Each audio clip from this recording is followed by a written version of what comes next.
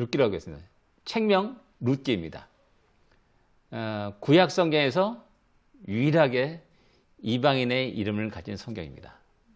룻이 모압 여인이었어요. 이게 이방인의 성경, 이방인의 이름을 가진 성경. 이 상상해 보시죠. 유대인들은 특별히 이렇게 자기 유대인들하고 이방인들을 너무나 정확하게 갈라놓잖아요.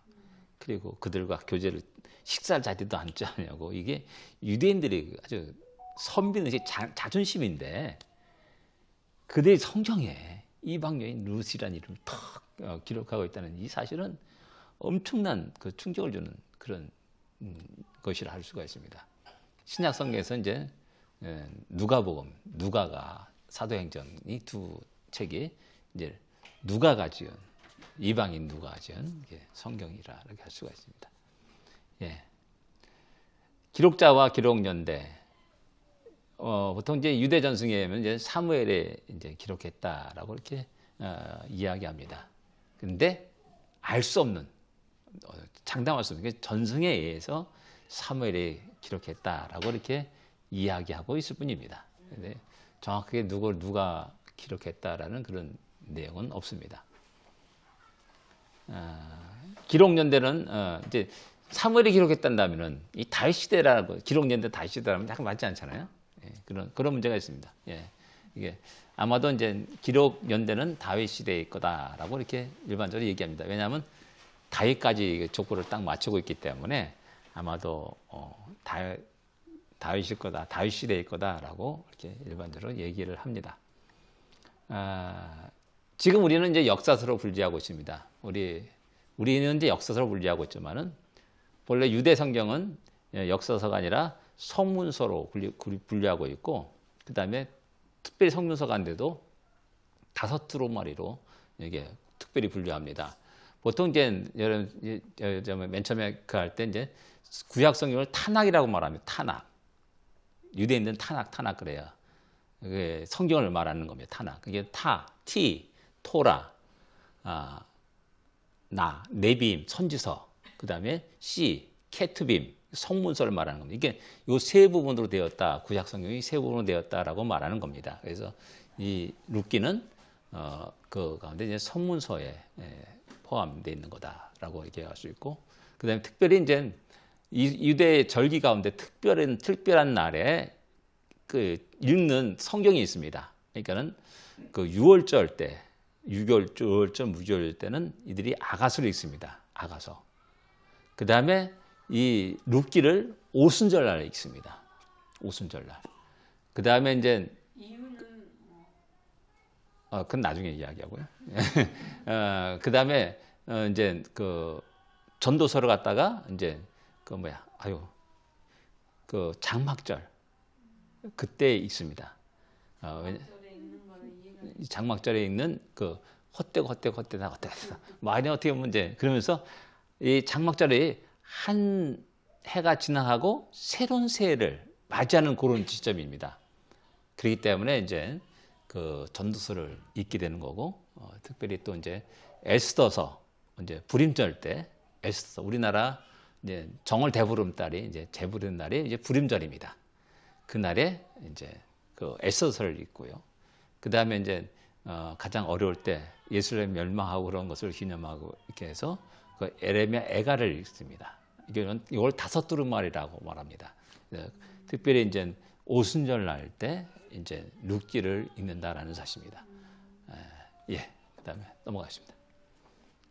그 질문 다음에 또 예, 시대적인 배경은 이제 사사 시대입니다. 1장 1절에 사사들이 치리하던 시대 이렇게 분명히 그 시대적 배경을 얘기합니다. 근데 이제 이것은 사사 시대 초기냐 중기냐 말기냐 어떤 것 같습니까? 초기, 중기, 말기. 초기, 중기, 말기. 예, 초기입니다. 왜냐하면 보아스라는 사람이 나오기 때문에. 보아스는 어머니가 누구예요? 라합이에요. 기생 라합. 그러니까 뭐 아무리 그래도 한 뭐 사사 시작하고 나서 한 50년. 그러니까 보아스를 갖다가 옛날에 어떤 영화에서 보게 되면 보아스와 룻과의 사랑에서 굉장히 젊은 아주 멋진 젊은 청년으로 이렇게 보아스를 그리고 있는 영화를 봤어요. 예전에 이제 그 우리 미국 헐리우드에서 그 성경을 소재로 한 영화를 많이 제작했는데 그때 그 가운데 하나가 이제 보아스와 룻을 이렇게 소재로 한 그 영화를 언뜻 이제 주말의 명화에서 봤는데 뭐 아름다운 청년으로 멋진 청년으로 그리고 있는데 잘못된 거죠. 예. 성경을 좀 약간 좀 알게 되면은 보아스는 굉장히 나이가 많았을 것이다라고 이렇게 우리 짐작할 수가 있습니다. 예. 예, 초기 시대입니다. 그러니까 요 초기 시대에 아까 지난번에 했듯이 4세기 후반에 있는 단지파가 기업으로 들어가고 미가 집안의 제사장이 나오는 그런 장면하고 그 다음에 어떤 레인의 첩이 베들레헴 가서 이제 그 베들레헴에서 이제 데려오다가 일어나는 사건들 그런 사건이 다 세 가지 사건이 같은 사사기의 초기 사건입니다. 예, 그리고 공통적으로 베들레헴과 연결되어 있습니다. 그 레인도 베들레헴에서 떠나서 살 길을 찾다가 미가네 집에 들어가가지고 미가 만나가지고 미가 제사장이 되고 단지파의 제사장이 되죠. 그 다음에 그 첩도 역시 레인의 첩도 역시 베들레헴 자기 친정 베들레헴의 집으로 도망갑니다. 그래서 그를 데리러 가다가 이제 기브아에서 큰 사건을 맞이해서 이제 지파 간의 전쟁이 일어나게 되죠. 그 여기서도 마찬가지로 베들레헴이 나오는 겁니다. 예, 그런 같은 비슷한 시기라고 이렇게 할 수가 있습니다. 예, 보리추수 때부터 밀추수 때까지 그 사건을 기록하고 있습니다. 보리추수는 뭐냐면은 6월절 있는 1월 달을 말하는 겁니다. 그때 이제 보리추수가 됩니다. 그래서 6월절 달에 초실절이라고 말하는데 초실절이 왜 그러냐면은 첫 단을 하나님께 드리는 절기입니다. 초실절이. 그래서 거기부터 시작해가지고 이제 50일 되는 날이 오순절 되는 겁니다. 그래서 이제 그 보리추수가 되고 이제 밀추수는 이제 오순절 있는 3월달 시완월 때 이제 주로 이제 밀추수를 하게 되는 겁니다. 그래서 이제 룻기를 갖다가 또 그런 의미로 해서 오순절 날 읽은 책이다 이렇게 말할 수가 있는 겁니다. 유월절과 이제 오순절 그 1월 달부터 3월 달까지 그런 시간에 있어 일어난 사건을 얘기하는 겁니다. 공간적 배경은 이제 베들레헴에서 모압으로 이제 갔다가 다시 모압으로서 베들레헴으로 오는 그 공간적 배경이 있는 겁니다. 그 다음에 베들레헴에서 보아스의 밭에서 일어난 사건, 뭐 이렇게 볼 수가 있습니다. 주요 등장인물, 뭐 잘 알다시피 엘리멜렉 가정, 나오미, 말론과 기론, 거기에 이제 룻과 오르바. 예. 말론, 처가 룻이라는 겁니다. 헷갈리죠? 기론이 아닐까?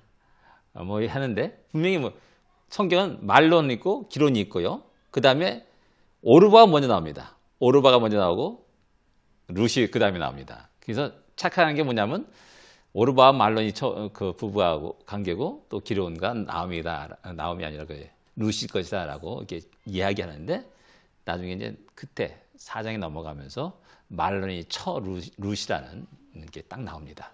예, 거기서 이제 룻이 큰 형님이었구나, 형의 아내였구나라는 사실을 이해할 수가 있습니다.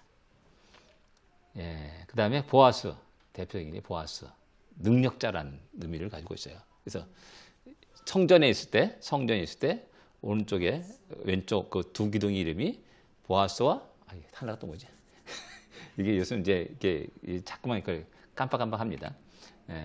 그 기둥 중에 하나가 이제 보아스였습니다.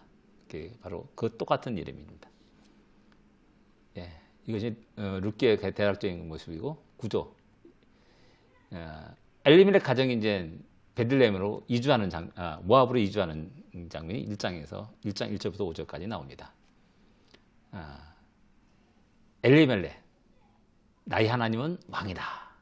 멋진 이름입니다. 그죠? 엘리라는 말이 나의 하나님입니다. 엘리 라마 사막다니. 그래서 말하는 엘리와 똑같은 겁니다. 나의 하나님 어째 나를 버리셨나니까 엘리 라마 사막다니고, 엘리 나의 하나님 멜렉 왕이란 뜻입니다. 멜렉 왕. 그래서 나의 하나님은 왕이다. 멋진 말이잖아요. 멋진 말. 나오미 기쁨과 희락이라는 뜻을 가지고 있습니다. 기쁨, 희락. 하나님이 다스리는 가정, 예, 기쁨과 희락이 있고, 이게 어쩌면 우리 모두가 원하는 그런 가정의 모습이라 할 수 있습니다. 근데 그 안에 말론과 기론은 전혀 다른 일입니다. 병들었다, 쇠약해진다, 수척해진다, 쇠약해진다라는 그런 부정적인 이런 거기 거죠. 가서 났나 봐요. 예? 그러니까 암몬에 가서 났나 봐. 모압으로 가서 났나 글쎄요, 아닌 것 같은데. 예. 이제 부정적인 이름을 갖고 있어요. 그 부모의 이름은 너무나 아름다워요. 그 부모의 엄마 아빠가 지은 거일 거 아니에요. 이런 가정, 이런 행복을 갖기를 원한다. 이런 신앙의 가정이 되기를 원한다라고 말했는데 정작 엘리멜렉과 나오미는 그 자식의 이름을 갖다가 말론과 기론을 했다는 겁니다. 굉장히 부정적인 이름을 줬어요. 자식을 이름 지면서 다 나름대로 뭐 점쟁이 찾아가고 뭐 장명수 찾아가지고 돈 엄청 들여나가면서 그 이름 짓잖아요. 최고 이름을 지어요. 다 이름의 뜻을 다 갖고 있어요. 근데 부정적인 이름이 하나도 없어요. 그죠? 우리나라 이름 다 모든 백임에서 다 모여가지고 이름 뜻이 뭐냐 물어보면 다 멋진 이름들이에요. 다 해석하기 나름이겠지만 다 멋진 이름이라고요. 근데 말론과 기론이란 부정적인 이름을 부모가 턱 짓는 겁니다. 왜 그랬을까라는 겁니다. 이런 것들이 어쩌면은 그 시대의 상황을 그대로 우리에게 말해주는 것을 알 수가 있습니다.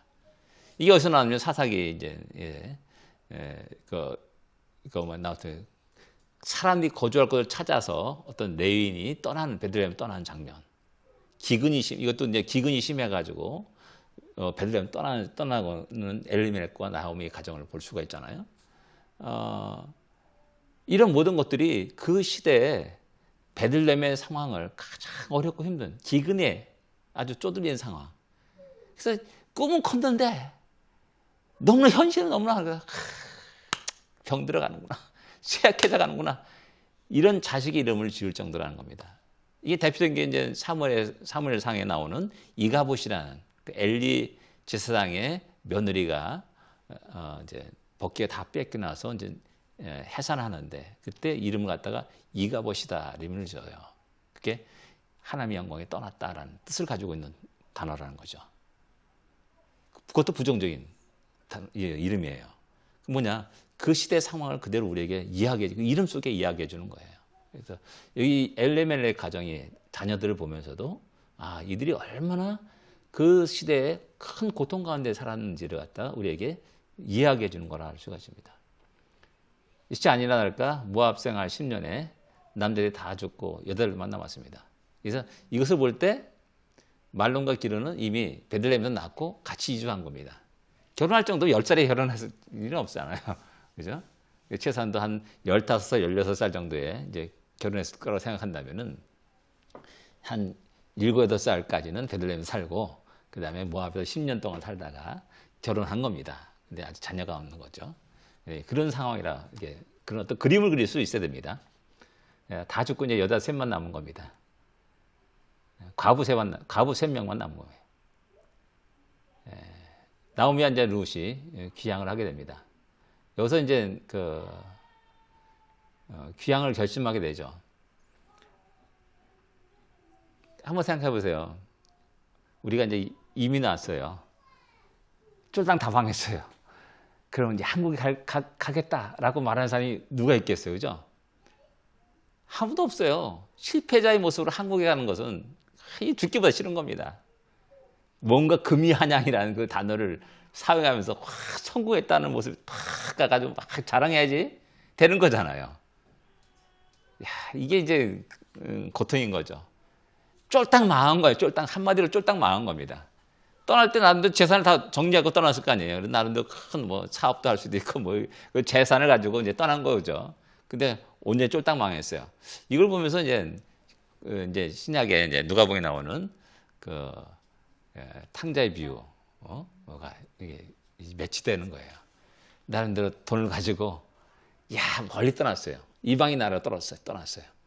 그래서 다 재산 다 말아먹고 쥐엄녀를 먹는 우리의 쥐엄녀, 저희가 돼지가 먹는 쥐엄녀를 먹는 그런 비참한 상황까지 떨어져 나간 거죠. 그때 이제 그가 아버지를 기억하고 아버지께로 가자라고 결단하고 오죠. 똑같은 상황이에요. 이 나오미와 이 룻이 다시 귀향을 결정하는 그릇이 가는 거까지 죽기보다 못했을 겁니다. 자존심 있잖아요. 근데 먹고 살 수밖에 없는 그 상황 속에서 다시 귀향을 결심하게 됩니다. 나오미가 이제 며느리에게 돌아갈 것을 설득하죠. 그리고 오르바는 이제 결국 돌아갑니다. 설득당해서 돌아가죠. 여기서도 왜 하나님이 이들이 우리 하나님의 백성으로 살아간다는 거 그거 오르바야 우리 힘들도 같이 가자. 뭐 그럴 수밖에 없죠. 안 그러겠어요? 우리가 한 영혼을 전도했어요. 근데 우리가 다시 너 돌아가라 라는 그거 비슷한 거예요. 왜 이런 말을 했을까라는 겁니다. 왜? 그러니까 짧은 4장밖에 안 되는 짧은 책이지만은 그 속에서 우리에게 말하는 것은 너무나 많은 겁니다.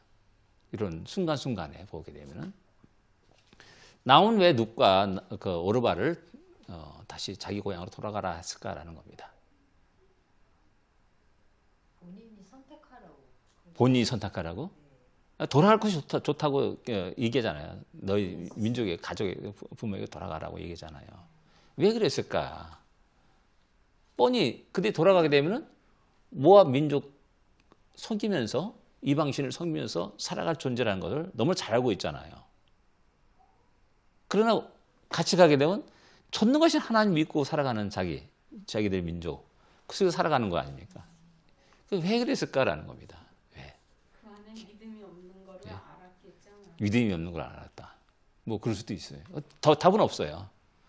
그러나 중요한 것은 뭐냐면은 모압 이방인이 유대인 가운데 들어와서 산다는 것이 결코 쉬운 일이 아니라는 겁니다. 왜냐? 제일 처음에 모압과 암몬 족속은 영원히 이스라엘 총에 들어오지 못한다라고 딱 율법에 정하고 있어요. 근데 모압 여인이에요. 그들이 어떻게 같이 하나님 백성 유대인 속에 같이 살아갈 수 있냐는 겁니다. 문화나 모든 게 틀리잖아요. 그런 면에서 아마도 그렇게 고생하는 이보다도 너가 살아있을 동안에 마음껏 재미있게 살도록 그 하는 것이 이게 권하는 것일 수 있고요. 근데 그게 만약에 지금 조금 전에 우리가 전도한 사람 이거랑은 조금 다르지 않아요? 그게 뭐냐면은 의미가 다르지 않아요? 아니에요. 이게 마지막 그 사람들의 결단을 요구하는 것이 있어요. 그죠?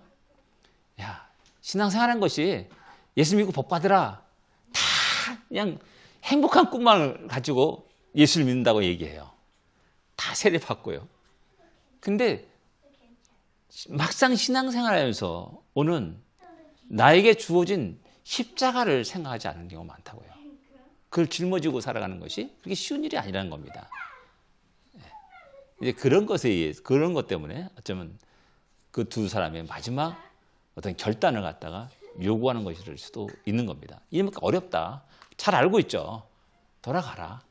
내가 편안하게 살기는 그것이다. 라고 이게 이야기하는 것이고 또 나오미가 얘기하는 게 나에게 이제 아들이 없다. 내가 이제 결혼해가지고 아들 낳고 그거 잘하기까지 너희들 어떻게 기다릴 거냐. 그것이 한 최소한 15년, 20년을 기다려야 되는 건데 어떻게 기다릴 거냐 하는 이 문제. 현실적인 문제가 있는 겁니다. 어떻게 보면 그런 현실적인 문제 때문에 차라리 너희 고향에 가가지고 좋은 사람 만나서 새로운 인생을 살아가는 게 훨씬 좋다라고 이야기하는 겁니다. 이게 현실적인 공부예요. 우리가 예수 믿는 것도 마찬가지예요. 예수 믿는 게 아주 행복한 꿈의 나라만을 갖다 얘기하는 것보다도 어떻게 보면 예수를 믿는 것 때문에 고난받아야 될 것도 우리는 분명히 알아야 되는 것이죠. 그래서 어느 정도 잘한 다음에 예수 믿고 신앙의 고백을 한 다음에 그런 어떤 결단들이 우리 모두에게 필요할 때가 있다는 겁니다. 해야 될 때가 있는 거죠. 그런 의미에서 이제 나오미의 어떤 그 이야기는 그런 의미에서 우리에게 또 새롭게 들을 필요가 있는 것이라 할 수가 있습니다. 오르바는 귀국하죠. 그래서 이 성경에 기록된 많은 사람의 어리석은 사람 가운데 하나가 되는 겁니다. 예? 참 오르바가 계속 같이 따라왔으면은 어쩌면은 성경에 또 새롭게 그의 인생 역사가 새롭게 기록되지 않았을까 하는 그런 생각도 해보게 됩니다. 야곱과 에서에서 에서가 팥죽 한 그릇에 장자권을 팔아먹지 않습니까? 참 어리석은 사람으로 성경은 기록되고 있어요. 그래서 룻기에는 또다시 어느 기업 물을 이름 모를 사람, 이 이름도 안 나오고 딱 기록되고 있어요. 그 사람이 만약에 내가 그 기업을 물겠다, 내가 하겠다라고 했던다면은 어쩌면은 보아스 이름보다는 그 사람의 이름이 탁 나오면서 다윗을 낳으니라 뭐 이렇게 나올 수도 있는 거죠. 예? 그 사람 이름이. 예, 근데 역시 마찬가지로 역시 현실을 바라보며 현실적인 결단을 할 때 하나님은 그를 버리시고 진정 믿음의 결단한 그 사람을 택하여서 당신의 일을 이뤄가시는 것들을 또 이야기하고 있습니다. 예. 베들레헴으로 돌아옵니다. 보리 추수 때라고 이렇게 이야기합니다. 그리고 나서 2장이 넘어가면서 이제 보아스의 밭에서 룻과 보아스의 만남이 이제 기록되고 있습니다. 이삭 죽기 참 고난입니다. 그죠? 쫄딱 망해가지고 근근히 먹고 사는 겁니다. 근근히 뭐 이삭을 얼마나 가겠어요. 근데 중요한 것은 뭐냐면은 유대 율법에 밭이 이게 있단다면 열평이 있단다면은 규정이 어느 정도를 남겨둬야 되냐라는 규정이 있는 거예요. 가난한 자들을 위해서. 그게 꽤 많아요. 싹싹 긁어가지고 하는 게 아니라 6분의 1인가를 갖다 남겨야 된다. 그렇게 얘기해요. 거의 한 10%를 가까이. 10%는 아니지만 6%. 6분의 1이 몇 퍼센트예요? 네, 헷갈리네. 네. 그 정도를 이렇게 남겨둬야 된다라고 이렇게 유대 율법에 규정되어 있다라고 해요. 그러니까 상당히 많은 것들을 남겨두는 겁니다. 살아가면서 이제 점점 각박해지다 보니까 예전에 이제 신학교 다닐 때 추수감사를 맞이해가지고 그때 이제 문산에 신학교가 있었는데 가면서 농부 그분들에게 좀 이게 이삭 좀 이렇게 단 좀 이렇게 좀 줄 수 있냐 했더니 너 안 돼. 다 거절하더라고요. 부유할수록 풍성할수록 더 마음이 여유가 있는 줄 아는데 안 그래요. 이삭 하나 남겨놓은 거 싹 추수를 하잖아요.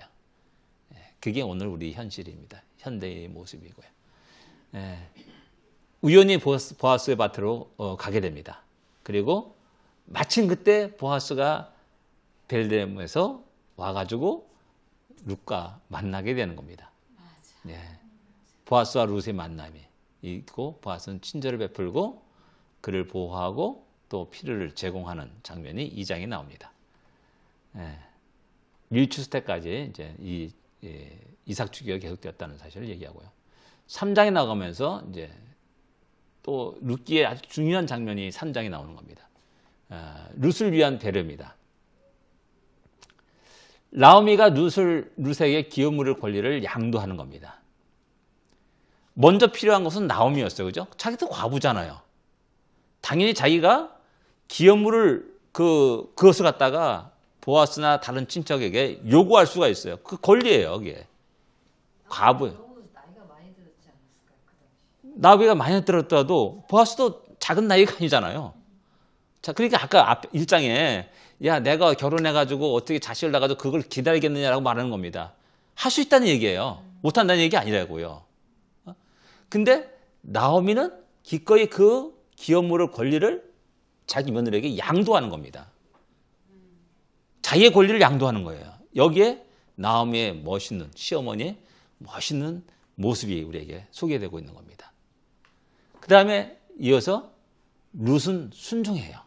그대로 순종해요. 보아스가 아까 말했듯이 20대 청년이 아니에요. 어쩌면 어머니 나이 때 그런 나이 드신 분일 수도 있어요.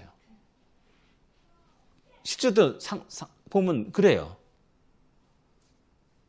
근데 룻이 예 어머니 순종하겠습니다.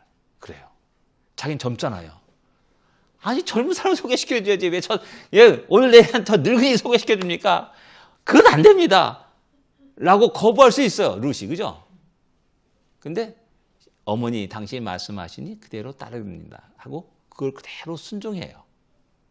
이게 또 3장에 나오는 룻의 아름다운 모습이라 할 수가 있습니다. 그 다음에 보아스. 잠자다 보니까 어떤 여자가 자기 발 밑에 뚝 들어와요. 이게 뭐야 했더니 룻이는 거예요. 그리고 당신 나의 기업 물자입니다. 행하소서라고 얘기해요. 아, 이럴 때 열 여자 싫어 거부할 사람 없다 그러죠, 남자들. 예? 그럴 수가 있어요, 그죠? 그냥 슬쩍 눈 감고 그냥 구렁이 담 넘어가는 식으로 넘어갈 수가 있어요. 근데 문제가 뭐예요? 나보다 앞선 기업물자가 있다는 겁니다. 여기에 신앙인의 정직이 나와요. 신앙인의 정직. 이 3장에는 이 세 가지 모습 우리에게 얘기해 주는 거예요. 그냥 넘어가지만은 그냥 그런 일이 있구나라고 생각하지만 굉장히 중요한 메시지를 우리에게 던져주고 있어요. 나의 권리를 상대에게 넘겨주는 거. 그리고 며느리는 온전히 순종하는 모습. 그리고 보아스는 신앙인의 정직에 대해서 우리에게 이야기해 주고 있는 거예요.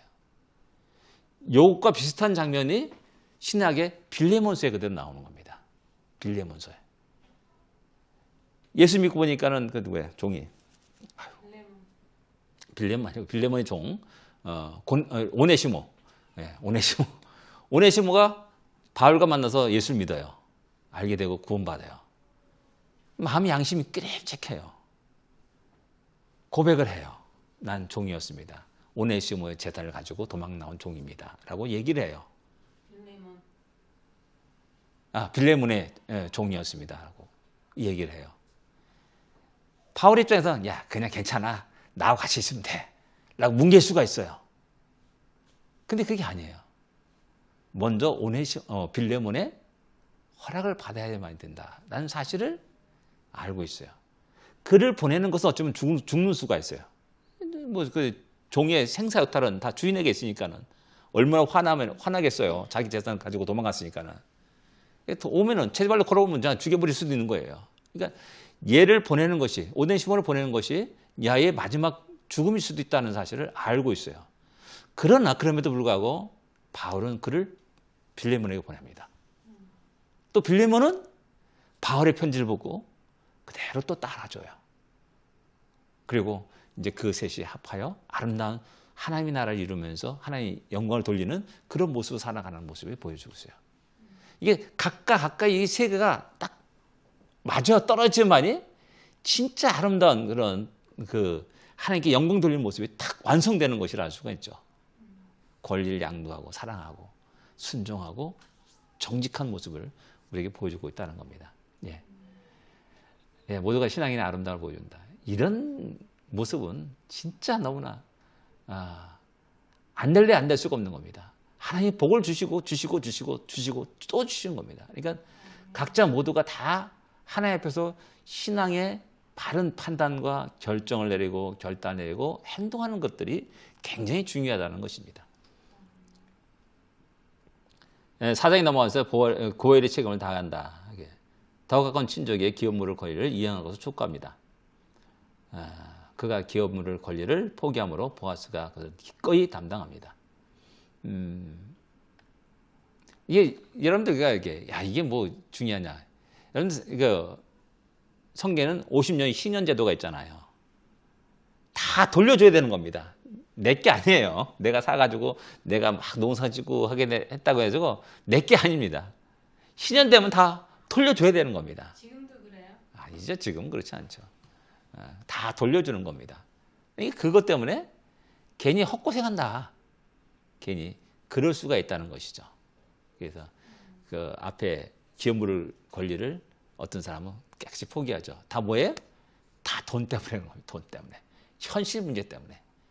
역시 항상 우리의 모든 신앙의 결단은 현실 택할 거냐 하나님 택할 거냐 이 두 양자 간의 선택을 우리가 늘 요구해요. 하나님은 말씀은. 그래서 신앙인은 하나님의 말씀을 택해가지고 구닥 나가죠. 어렵고 힘들고 자기 여러 가지 손해보는 더라도 그 길을 결정해 나가죠. 복 주신 이는 하나님이셔요. 내가 아니에요. 내가 복을 취하는 게 아니라 하나님의 복을 쏟아 부을 때 내가 복을 감당하지 못하는 겁니다. 그런 성경의 원리는 그거예요. 하나님이 복을 주시는 것이 내가 열심히 땀 흘려 노력해가지고 그 복을 내가 취하는 거, 그런 것이 아니라는 겁니다. 예. 높이는 것과 낮추는 모든 것도 다 하나님이 하시는 거다라는 사실을, 생사화복의 모든 것이 하나님이라는 사실을 알기 때문에 하나님의 말씀에, 지금은 현재 손해보는 것 같고 어려운 길을 갔지만은 그 하나님의 말씀에 순종하고 나간다라는 그런 믿음의 결단 속에서 하나님은 그에게 큰 복을 내리시고 그 길을 인도하시고 책임지신다는 사실입니다. 오벳이 탄생합니다. 그 결과. 그리고 베레스부터 바타이까지 족보가 쭉 기록됩니다. 여기서 이제 나오는 게 또 장면, 한 장면이 이제 유다가 다말에서 낳는, 그래서 베레스와 셀라죠. 셀라를 낳는, 셀라인가? 그 리을 하나 차인데. 그게 쌍둥이를 낳는 그 이야기를 합니다. 그리고 사람들이 다 그 다말을 들어서 축복합니다. 이게 뭐냐면 이것도 역시 마찬가지로 기업물을 그 고엘과 관계되어 있는 겁니다. 야, 어떻게 그렇게 시아버지와 관계가지고 어떻게 그런 생각을 할 수 있을까? 라고 우리는 우리 관점에서, 우리 지금 현재의 관점에서 지탄하지만은 실질적으로 그 당시 사회, 또 성경이 말하는 그 어떤 배경 속에서 보게 되면 다말은 당연하게 그것을 권리를 주장한 겁니다. 자기 시아버지한테. 왜 당신은 당신의 아들 나한테 주지 않느냐 라고 얘기하면서 권리를 주장한 거예요. 그래서 옳다. 다말이 옳다 라고 또 유다가 얘기하지 않습니까? 그렇게 이제 고엘, 보아스, 또 룻, 그 속에 태어난 오벳, 그런 것을 얘기하면서 그것을 축복하는 장면, 주위 사람들이 축복하는 장면이 나옵니다. 예, 룻기 교훈과 가르침, 하나님 오묘하신 인도를 우리에게 볼 수가 있습니다. 인간은 자기 께로 모압을 갑니다. 먹고 살기 위해서. 그 선택한 게 어디예요? 이방인 땅이에요. 참 이게 문제인 거예요. 참 머리 고민해서 딱 선택했는데 그 선택이 바른 길이라면 좋은데 이 바른 길이 아니라 엉뚱한 길이 선택합니다. 그러나 하나님은 그들을 다시 베들레헴으로 인도하십니다. 오묘하신 하나님의 손길, 보이지 않는 하나님의 손길입니다. 내가 거기서 열심히 잘 될 줄 알고 막 계획, 뭐 그냥 꿈 같은 계획을 쫙 세우잖아요. 결국 다 쫄딱 망해가지고 어쩔 수 없이 다시 베들레헴으로 돌아가는 그런 일이 일어납니다. 그리고 보아스의 밭으로 인도합니다. 그리고 또 마침 그때 보아스가 딱 와서 만나죠. 그래서 하나님은 가장 믿음의 결단한 룻에게 가장 최선의 사람을 만나게 하십니다. 우리의 관점, 인간적인 관점에서는 저 늙은이, 뭐 우리 보통 얘기하잖아, 재혼하신 분들이 이제 그 약간 좀 연세 드신 분 소개하면은, 아유, 송장칠이 있느냐, 속된 말로 그런 얘기 종종 합니다. 이게 들어요. 할머니, 할아버지들에게. 예? 이런 인간적인 관점에서 볼 때는, 야, 어떻게 저런 사람을 소개할까? 저런 사람 만나게 하실까? 라고 얘기해요. 근데 하나님 최선의 사람을 만나게 하셨다는 겁니다. 제가 이제 전성철 목사님 자주 만나고 야, 너무 놀라요. 제가 너무 놀라요. 그분의 이야기를 듣게 되면은 너무 재밌어요. 푹 빠져버려요. 그런데 뭐였냐면은 전성철 아버님이 척추 일제 때 고문 받아가지고 이 척추가 부러져가지고 이 곱사예요. 장애인이에요, 장애인. 장애인인데 고신 측에서는 장애인을 갖다 입학을 허가하지 않아요. 그리고 목사 한수 주지 않아요. 이게 좀 그렇습니다. 근데 끝까지 고집스럽게 해가지고 신학교 들어가가지고 목사 안수까지 받은 거예요. 그 사모님은 그분을 만난 것도 또 신기해요. 사모님은 전수씨 어머니죠. 목사님 어머니. 그분 기도하면서 첫 번째 하나님 손 들어온 데를 갔다가 내가 결혼 상대를 하겠습니다. 그렇게 기도했대요. 근데 첫 번째 딱 손 들어온 게 전성 씨 아버님 장애인이라는 거예요. 아유 하나님 이건 아닙니다. 안 됩니다. 안 됩니다. 얼마나 원망스럽겠어요. 근데 하나님께서 강제로 그를 이렇게 맺어주시게 하고 가정을 이루신 거예요. 뭘 해서 꿈에 나타나갖고 뭐 그게 막 꿈에 나타나가지고 막 그렇게 막 하더래요. 그래서 어쩔 수 없이 두 분이 만나서 한 가정을 이뤄서 지금 전성철 목사님과 형제들 했던 거예요. 이렇게 태어나게 된 겁니다. 이게 우리 볼 때는 하나님 왜 이런 사람 만나겠냐 뭐 이런 식으로 막 불평 얼마나 할 수가 있어요. 근데 가장 최선의 길을 하나님은 우리에게 주신다라는 것. 그래서 아멘 감사하고 기뻐하고 또 하나님 최선을 주었기 때문에 최선을 이루려고 하는 그런 우리의 모습이 있어야 되는 것이죠. 예. 전성철 목사님 이야기를 좀 잠깐 했습니다. 예. 혈통보다는 믿음을 보시는 하나님이라는 겁니다. 이방인이에요. 그러나 이방인이라는 것을 본 게 아니라 그 안에 있는 그 믿음을 보았다는 겁니다. 하나님은 룻의 안에 있는 믿음을 보았고 그 룻을 기쁘게 그 믿음을 기쁘게 받아들이고 또 그에게 축복한 그런 모습을 보여주고 있다는 거죠. 예. 가장 영광스러운 다윗의 족보에 그 이름이 올리게 되고요. 예수님의 족보에 그 이름이 올라가는 진짜 아주 너무나 영광스러운 이름이 된 겁니다. 보아스의 어머니 기생 라합, 신분이 기생이에요. 이방인 라합이에요. 그럼에도 불구하고 이 여인도 역시 마찬가지로 예수님의 족보에 그 이름이 오르게 돼요. 예. 참 하나님은 이런 것을 보면서 우리들이 아브라함이 후손이다 뭐 이런 거 뻐기면서 선민이다 막 그런 것들 다 쳐버리는 겁니다. 교만하고 목이 고든 것 모든 걸 다 쳐버려요. 그리고 믿음을 보면서 아름답게 그를 기쁘게 받아들이고 그를 통해서 역사가 이뤄가는 것을 보여주고 있습니다. 하나님 유대인뿐이 하나님이시냐?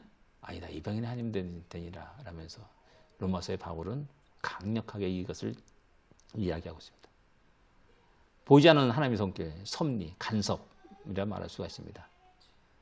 베레스의 탄생, 보아스, 오벳, 다윗 쭉 연결되잖아요.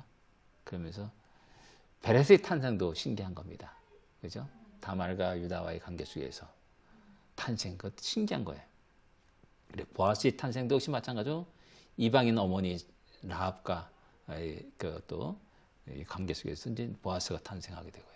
그 다음에 이제 이방인 여인 룻과의 보아스의 관계 속에서 오벳이 탄생하고 그 오벳이 쭉 내려가서 다윗을 연결되는 거죠. 기업 물을 자 메시아에 대한 예표라고 말할 수가 있습니다. 절대 무능력자인 룻, 과부, 여인, 절대 무능력자입니다. 보아스, 아까 능력자라잖아요. 그가 고엘이 책임을 다합니다. 고엘. 그래서 구약에 나오는 이 고엘 제도는 굉장히 중요한 제도입니다. 그래서 무능력자를 갖다가 능력자가 케어하는 겁니다. 받아들이고 보호하고 삶의 모든 것을 지켜주는 거죠. 그런 것이 이제 고엘 제도입니다. 그래서 이것이 이제 우리 주님과 우리가 이 관계에서 나타나는 겁니다. 우리의 구속자, 전능하신 하나님, 메시아, 예수 그리스도. 그분이 죄로 말미암아 죽을 수밖에 없던 어쩔 수 없는 우리, 완전 무능력한 우리를 갖다가 위해서 대신 죽으셨다는 사실입니다. 그래서 우리가 그 소망 속에서 그 안에서 삶을 영위하면서 살아가는 겁니다. 영생을 또 기쁨을 누리게 되는 것이죠. 우리 주님이 우리의 고엘이십니다. 우리의 구속자이십니다. 예, 슬픔이 있었습니다. 실패가 있었습니다. 그죠? 완전히 쫄딱 망하는 실패. 그러나 그 속에서 믿음의 결단을 합니다. 야, 돌아가자. 여기서 이 고생하는 거 아니다. 잘못됐다. 내 고향 하나님의 가나안, 적각거린 가나안 땅 다시 돌아가잖아. 결단합니다. 그것이 뭐 풍요로움이 있어가지고 결단한 게 아니에요. 완전히 아무것도 없는 그 상태에서 결단하죠. 그리고 결단의 결과가 행복한 것이 온 게 아니에요. 기껏 가가지고 이삭 줍는 일을 하는 겁니다. 고난이 계속되죠. 그러나 하나님은 그들의 믿음을 보고 귀한 만남을 그들에게 주십니다.